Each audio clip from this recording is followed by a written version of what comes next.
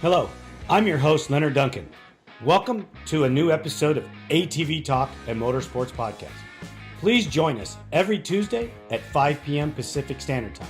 We bring you interviews with industry professionals, live events, live news about the motorsports industry in every episode. Enjoy the show. Whether we are out riding with our friends and family or racing in extreme environments, we all need good tires.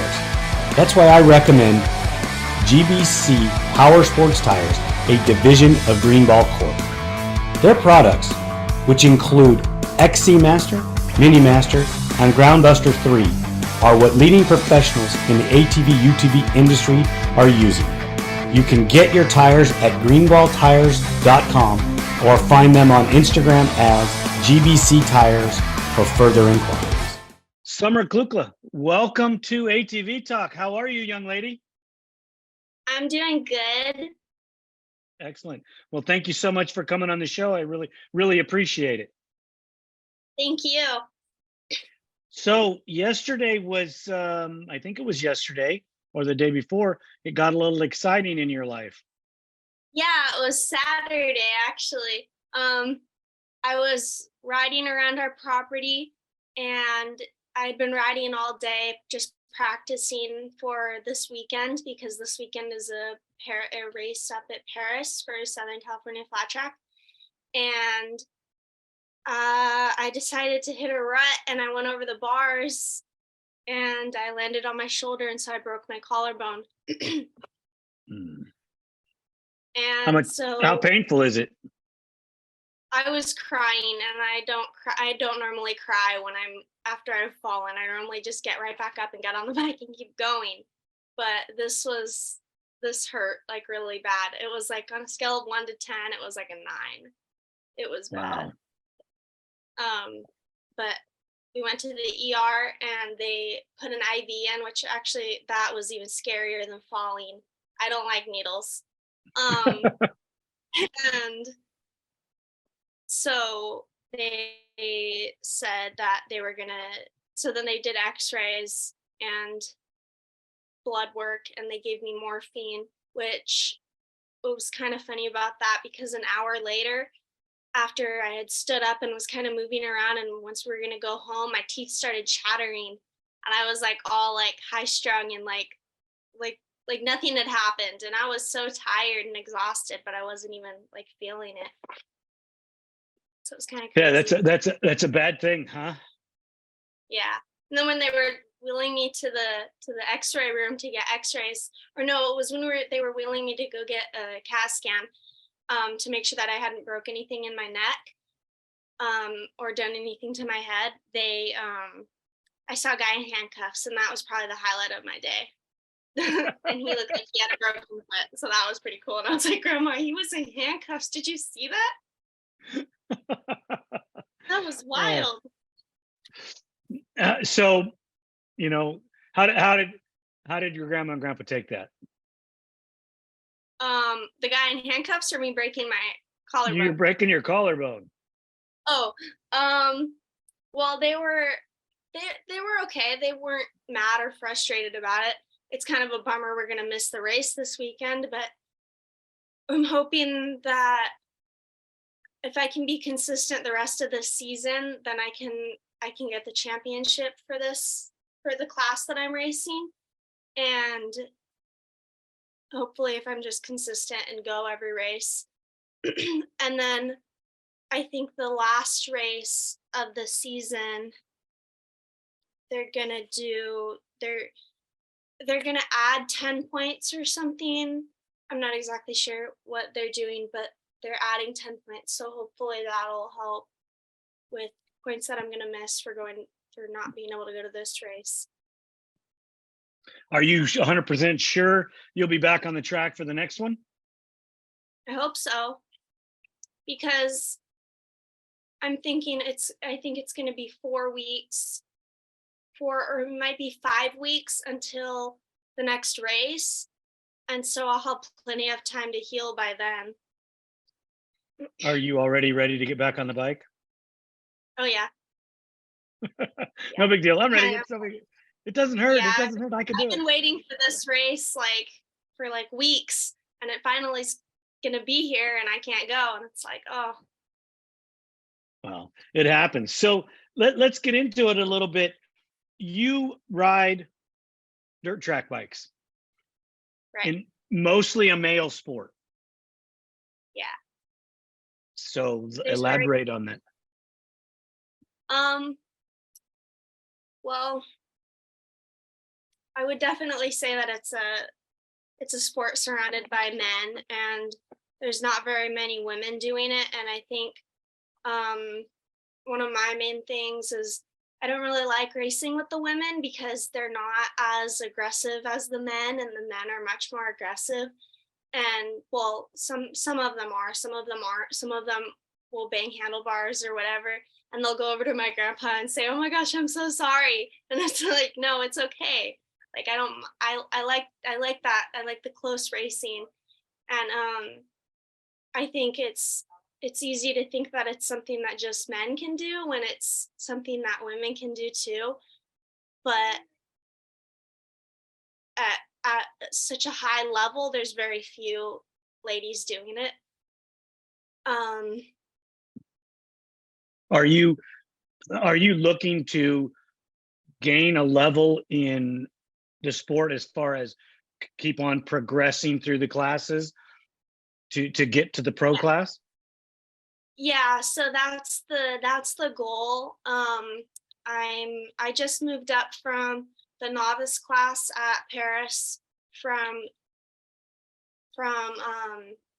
the novice class, and last race I raced the open amateur class, so that was kind of exciting.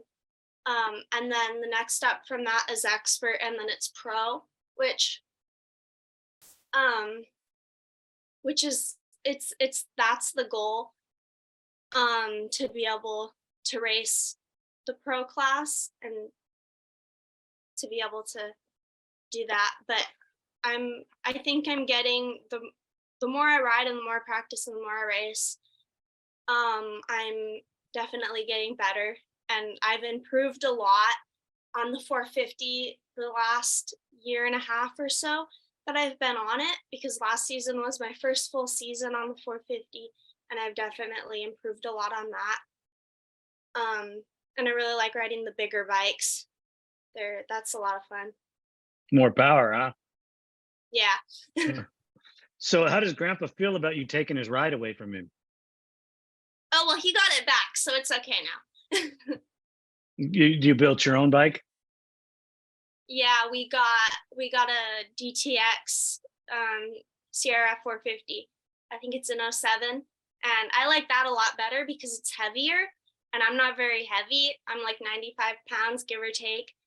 Um, and so the framer, the one that he had, it's really light, and so the heavier bike works better for me because it's more power, it's more weight on the ground, and the wheel doesn't spin as much. Better traction. Yeah. You could have seconds. When you're at dinner, you could eat more. Oh yeah, I could try that. I mean, it might help a little. I mean, I don't want you to get carried away. Just just so everybody knows, how old are you? I'm 17. Really, you're that old? I've known you since you were so small that I just can't see you at 17. Wow, Yeah, I crazy. had to think about that for a second. I just turned 17 on the 18th of February. Wow, that's incredible. I mean, because I've known you since you were a little bitty. So, um, Yeah. where did the love of motorcycles come from for you? My grandpa, I've lived with them since I was three years old, and I've just grown up around motorcycles. My grandpa races every once in a while. He still races when he can. He hasn't been able to as much as he used to because of how serious that I've become with racing. And my uncle also raced, and so I just grew up going to the races and watching them, and I started riding when I was like 9, and and so, and then the very next year I was either 9 or 10 when I started racing. It was fairly soon after I started riding, and I started on a little on an 80, I think. And so that was a lot of fun, and I enjoyed it from I I liked racing from then on, and I didn't get too serious about it I was until I got my until we got I was on a TTR 125, and we put a big bore kit in it to make it a 150. And so I was on that for probably a year. And then maybe 3 or 4 years ago, I got a CRF 150R, which that's when I really got into the racing. And that's when I really decided this is what I want to do. And I've taken it to a whole nother level since then. So, The only places you've been able to race are in Southern California. yeah. Have you and your grandpa and your grandma looked into riding in different states or different venues? Well, we have, and to be honest, I'm not quite sure why we haven't gone other places and explored other racetracks, but I know it's a lot of work to load up the truck and drive to all those different places, and especially, and I think they want me to do well at the tracks that I'm already at the highest level I can do, and not the highest level, but the best I can do in the classes that I'm racing at those different tracks. And so it's like there's a track there's a track, it's Lodi, I think it's Lodi Cycle Bowl, and it's up in kind of like Northern California, but I think that it's like 6 or 8 hours away, so that we would have to stay the night somewhere because it's night racing. So it would be a whole a whole weekend kind of thing, which is a lot of dedication, and it's a lot of work driving all that way. But it's definitely something that we're probably gonna start. I'm hoping that we're gonna start doing that and traveling to different racetracks next season. But I think this season we're still just gonna keep doing the Cal VMX series up in Camp Lockett and the Southern California flat track races in Paris. And Paris is the biggest track you raced on, isn't it? The biggest track I've raced on, yeah, I've ridden that. There's a flat track at Elsinore, which is pretty big. It's bigger than Paris, which is a lot of fun. So that's a pretty big track that I've ridden on, but I haven't raced there. They don't do races. It's not really a track that you could do races at because of the way the track is set up, but it's a really fun track to go and practice on. And it's bigger than Paris. Yeah. Wow. I raced at Paris. I got to race Paris once. And at my skill level, I mean, I was good for competition park, which I think you're too young to remember. You might not even have been born. It was like a sand oval. And yeah, it was a lot of fun. It would wear shoes out. It would wear the steel shoe out really quick. So once a season, you'd have to have it resurfaced. But it was just a lot of fun. And when you go from the sand to a clay track like Paris, it was huge difference in speed, the way the bike worked. And I wasn't totally prepared for that. Yeah. Plus something bad happened in front of me and I just was, yeah, we've had enough for the day. Let's go home. Yeah. But it's a lot of fun. I love flat track motorcycles and doing it. I got to do it when I was in high school, 14, 15 years old. So That's cool. got to do it when I was an adult too, in my 30s, which is the wrong time to start a flat track career. So you're doing it right. Yeah. You've only ridden the CRF style machines and the single cylinder 4-strokes. Have you talked to your grandpa about trying to run a multi-cylinder bike, one of the big machines? that's so we have a twin, but it's really loud, and it would never pass sound check at Paris because they have to do sound check because of the houses that are close by, because it's like literally right in a neighborhood. But the that's the 450s is what is my goal, the singles and AFT. And that's just I think that's where I want to start. Not too many females do, well, with exception to Nicole Mees, which is Jared Mees' wife. She rode in the Super Twins class and she did really good, but it takes a lot of upper body strength to hold on to those bikes, and especially on the bigger tracks, because they start shaking, and they're just not, I feel like they're not ideal for women, especially women that don't have a whole lot of upper body strength, and it takes a lot of extra training and stuff. But and I think especially with my size, I would never be able to hold on to a 750 because I'm just so small, because I have trouble holding on to the 450s sometimes. But that would definitely be something that I'd love to try. If somebody said, do you want to ride this bike? I'd say sure.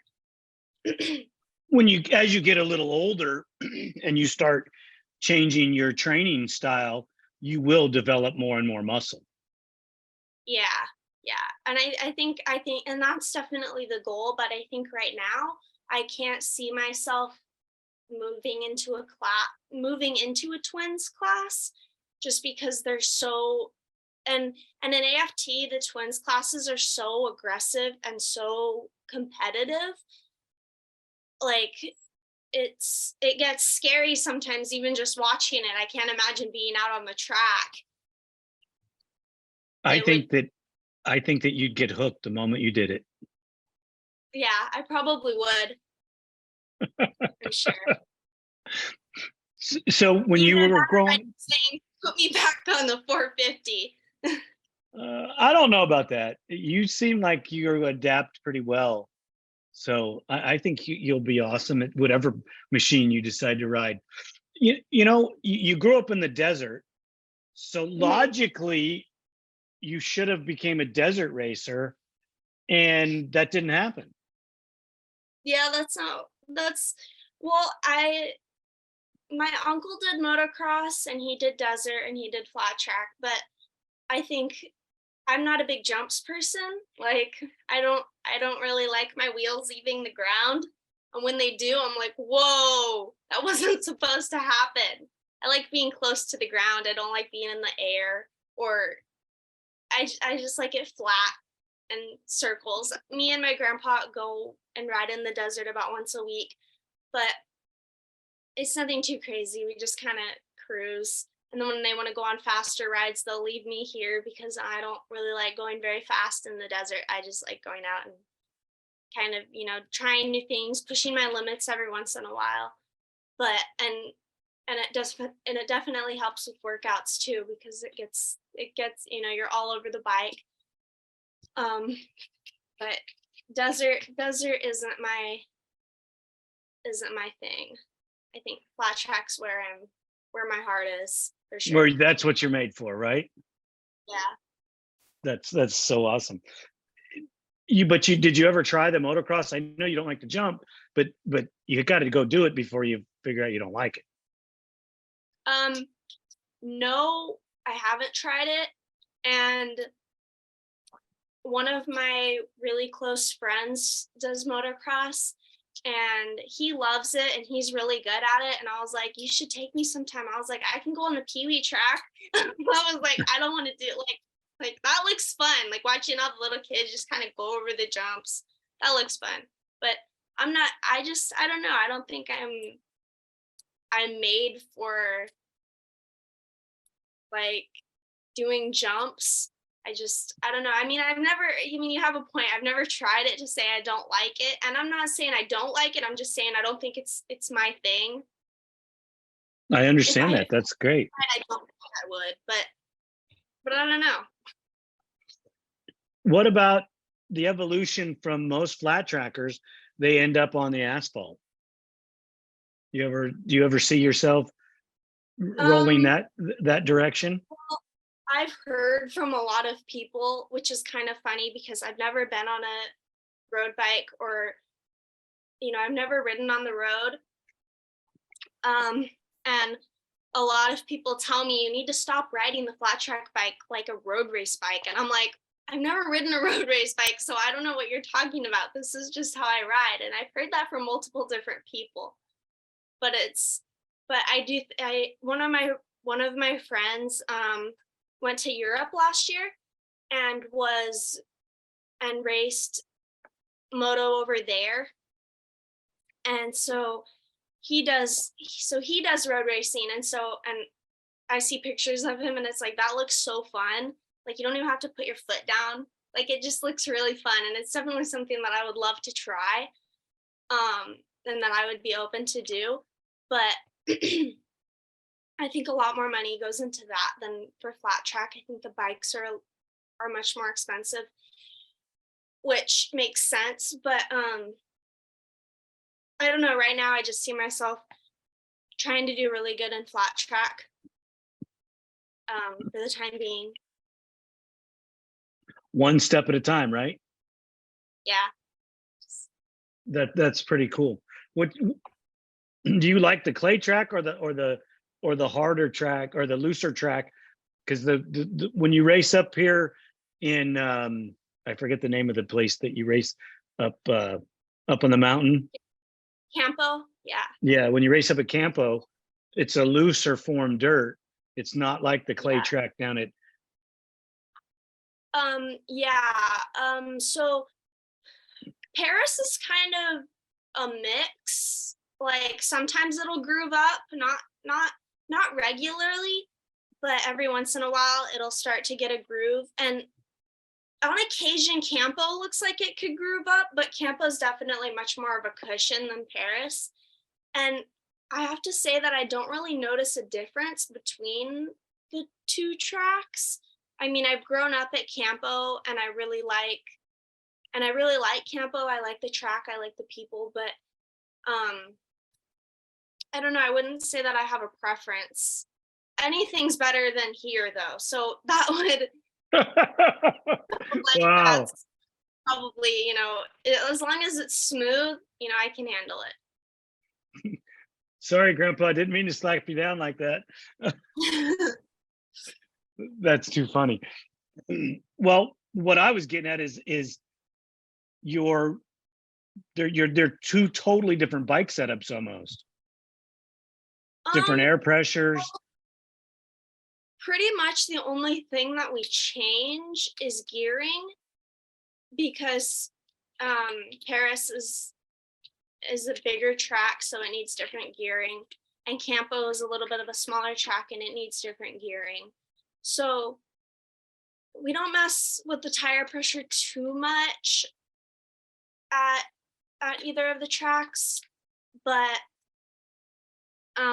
the suspension stays the same. Pretty much everything stays the same except the gearing. The gearing is pretty much the only thing that we mess with.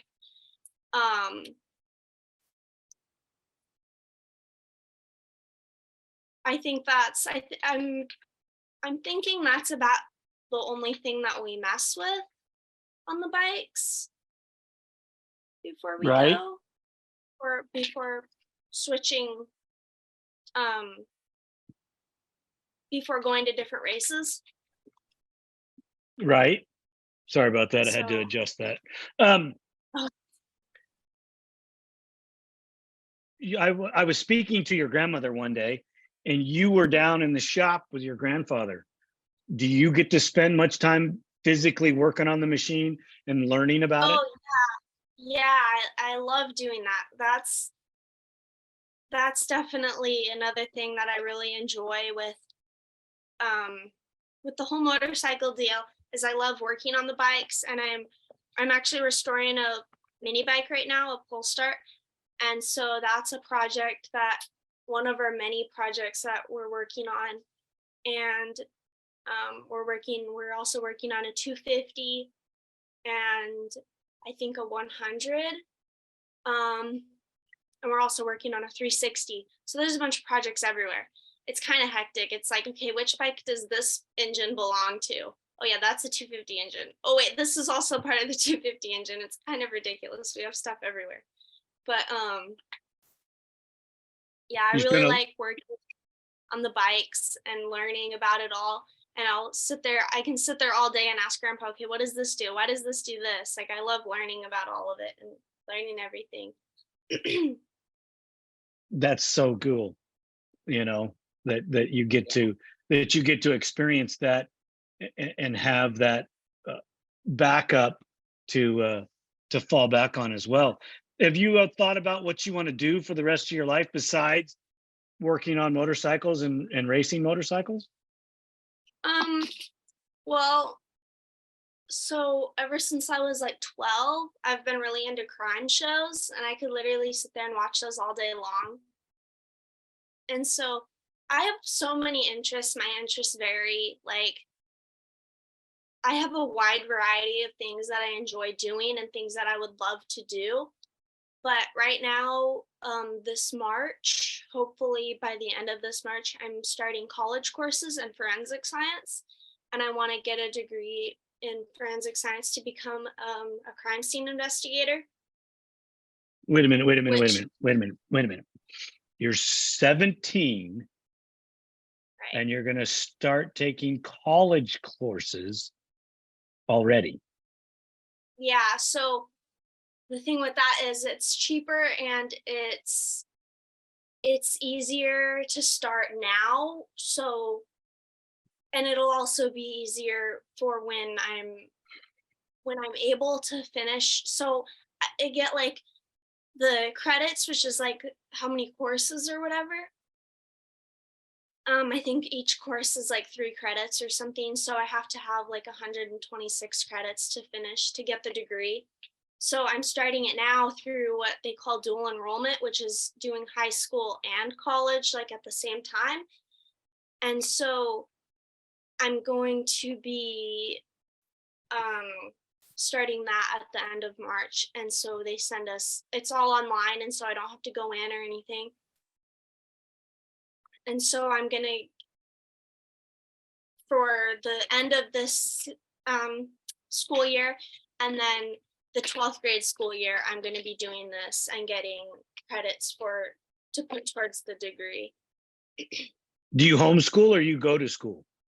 Yeah, I'm homeschooled. Oh, nice. You couldn't get a better teacher than your grandma. Yeah. Smart lady, isn't she? Yeah, sometimes. Sometimes. I pretty much want to go with all the time. She just, I'm sure they changed the format a little bit from what she's used to what you're doing now. Yeah. So that's pretty awesome. College classes and your high school program. Do you think that there's going to be any slowdown in your racing because of your college aspirations or your job aspirations? No. So the thing that I was telling them, I don't know how I can do this because telling my grandparents because we can't afford college and racing. If when I go pro with this, we can't afford racing and college at the same time. And I'm not going to have enough time to turn all the stuff in that I have to do and to do all of the stuff that I'm going to have to do. In order to be on time with all the stuff. So we're planning just doing the courses that I can do now before the end of 11th grade or 12th grade. And so I'm going to just wait until I'm retired or something in racing and then look towards finishing college and doing the job. Or get a good sponsor so that you can or get a good sponsor so that you can go to college while you're racing at the same time. Yeah, that would be nice. Yeah, That would or get make on it a easier. team or something. That's the real goal. So if you go out there and beat the men and run with the men, that will happen. Do you ever get a chance to see any of the national guys come out west and do any racing out here? So the main race that they do is in Sacramento, which is really far. We were gonna go last year, but it didn't work out to be able to go. But this year we're going to on the 1st of April, there's a race in Arizona, and I told them for my birthday, I wanted them to get me tickets to be able to go. And so we got tickets, and we're going to be going and watching. It's a TT race, so we're going to be able to go and watch the big guys do. That's a pretty famous race. Yeah, I'm Yeah, really excited. I've never got to go there. We got to go to Northern California, and for the life of me, I can't remember the mile track. It wasn't Sacramento Mile. I've been to the Sacramento facility where they hold the mile race, but we raced ATVs there. We didn't race.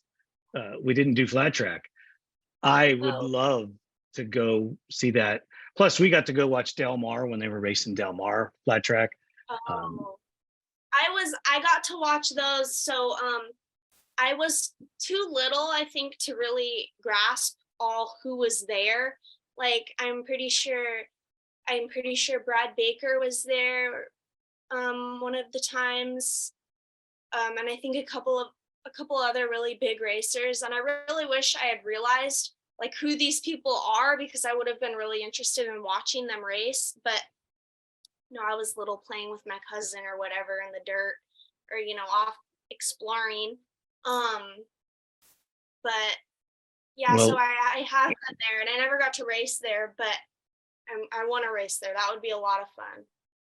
I think it'd be great to throw a leg over and try to just not at their level, but at my level, go around, Del Mar, or even some of the mile tracks, because you get going so fast. It's unbelievable. So when I was a kid, the greatest movie ever made was On Any Sunday. That's a great movie. I like that movie.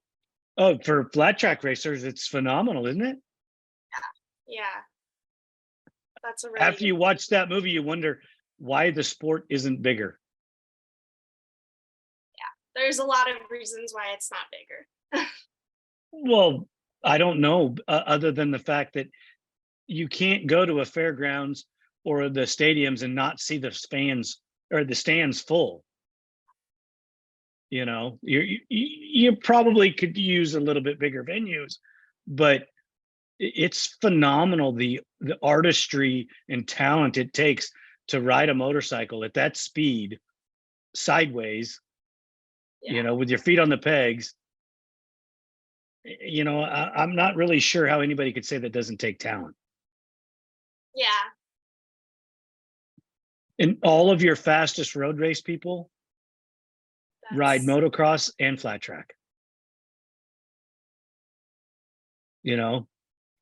I mean, when Nikki Hayden went over to Europe, they already had flat track, but then it developed with riders like Valentino Rossi and the Marquez brothers, and even other guys that I can't name. So excuse me if I've overstepped years, but these guys all took the flat track and adapted it to MotoGP.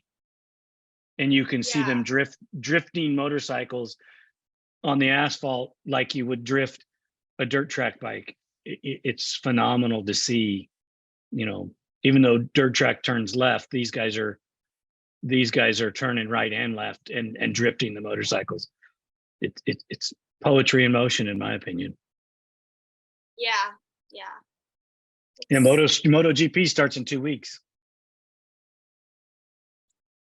Oh, I didn't know that. I don't follow road racing that much, or really at all, to be honest.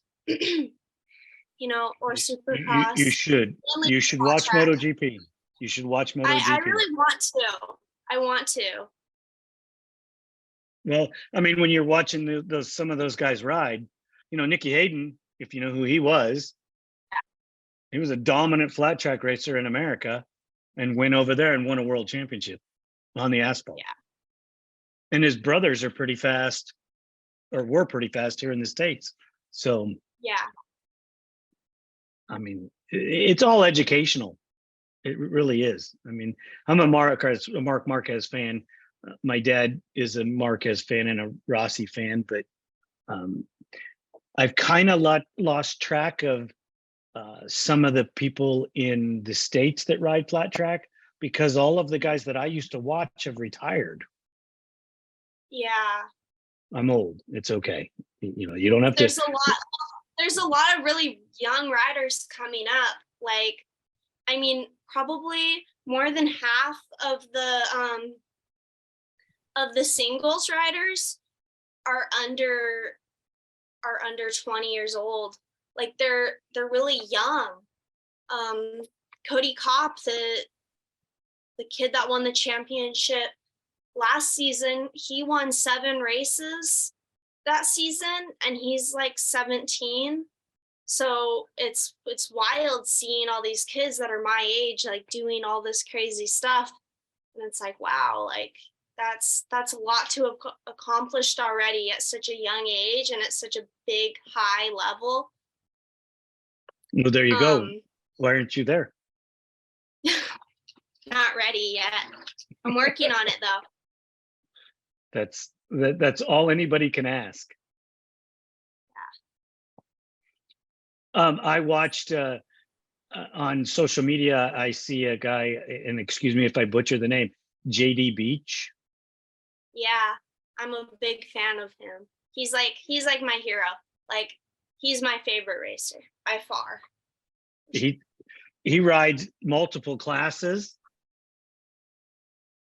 And I don't know if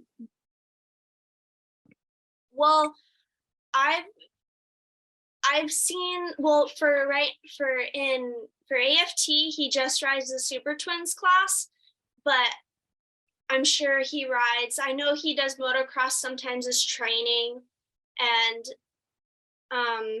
I'm sure for like outlaw races and stuff, he does different things. But I know for AFT, I could have swore I seen him on a single.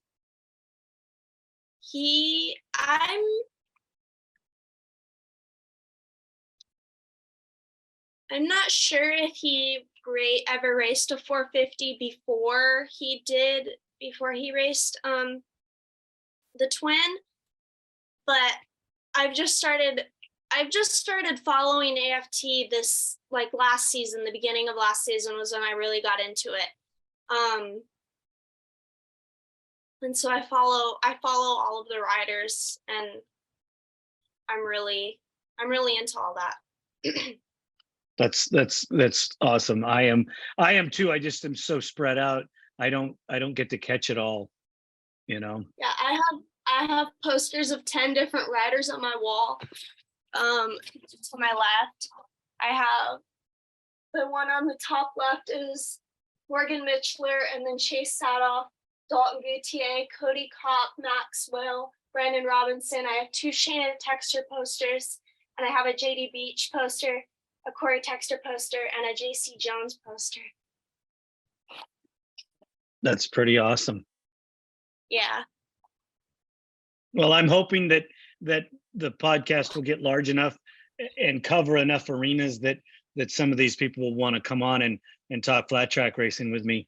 I mean, I'm not at their level, and I probably have never ridden as much as they have, but I have a little bit of experience because I really enjoyed it, in the 2 different spats at it that I got to.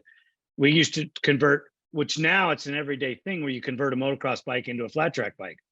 Back when I was doing it, when I was a teenager, you had a different frame with an engine, and you made you converted it that way.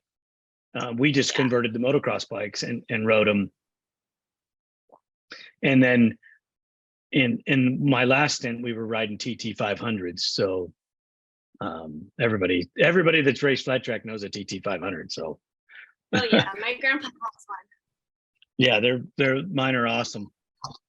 I just don't get to ride them very often. Plus, I lost my steel shoe. I've never ridden one, but my grandpa's the brake caliper there's something wrong with it, and so he needs to get a new one. But we haven't been able to find one yet. So that's probably his favorite bike. If you can ride a 450, you can ride that 500, because the power delivery on the 450 is a little harsher and more of an arm tug, where the TT is going to be a slower acceleration.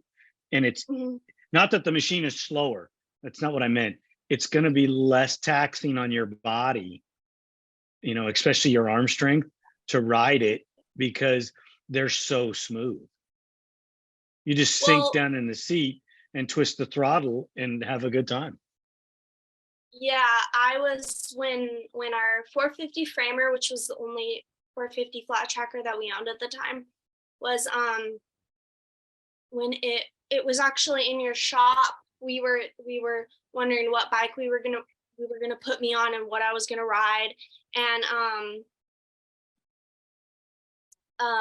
thanks to one of our friends, Jeff Apple, he loaned us a bike for a couple of races, and we were able to ride that until we just got another bike that was mine, and was a DTX, because in AFT they don't ride framers, they just ride the DTX, the motocross bikes turned into the flat track bikes. And so, but I was asking him, well, can I ride the TT 500? And he was saying no, because it's too heavy, because it's a lot heavier than the 450. But so I don't know, we'll see. Maybe one of these days I can talk him into letting me ride it. He let me ride the twin once, so that was an experience. That was crazy. You're just talking about motion. Once it's in motion, it's not that much different. The momentum of the machine is going to keep it upright, and you already have the skills to get it through the turn. Yeah. That's pretty awesome. Summer, hey, thank you so much for taking some time with me. I know that you're coming off your injury, and that was just a couple days ago. I would ask you kindly to keep us posted on how you're doing. Excellent. Thanks again. The team here at ATV-TALK would love your feedback. Please email us at hello@atvtalkpodcast.com. If you're in need of a consultation for your current racing program, a custom ATV, or an industry guest speaker, I have the company for you. Duncan Technologies International Inc. offers host, MC, and guest speaking services at events. Builds custom ATVs for recreational riding or racing around the world. And they offer consulting services for professional teams or individual racers. Send inquiries to duncantechinternational@gmail.com or call 619-716-1532 for more information. Thank you for listening. We hope you enjoyed this episode. If you did, don't forget to share us with your family and friends. The podcast is available on all streaming platforms, and you can find us on social media as ATV Talk Podcast. We're on Instagram, Facebook, TikTok, YouTube, Rumble, and Twitter